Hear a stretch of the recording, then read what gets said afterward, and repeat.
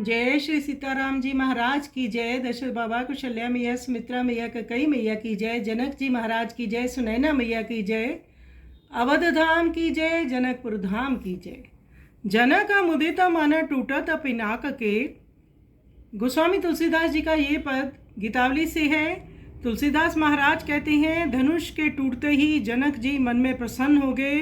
इससे सुहावने बधावे बजने लगे तथा मंगल गान आरंभ हो गया। उस समय राजा रानी और रंक को एक समान आनंद हुआ। देवताओं और स्वर्ग के अधिपति भी दुंदुभी बजाते और आनंद से गाते हुए फूलों की वर्षा कर नाचने लगे। तुलसीदास जी कहते हैं, उस समय राजा लोग दिन के चंद्रमा के समान मलिन जान पड़ते थे। वे मानो अंक के मिटा देने पर शून्य के समान सूने से नगण्य हो गए थे। इस प्रकार जनकपुर धाम में आनंद छा गया। तो बहुत सुंदर ये पद गोस्वामी तुलसीदास महाराज का है। आइए सुंदर पद का हम श्रवण करें।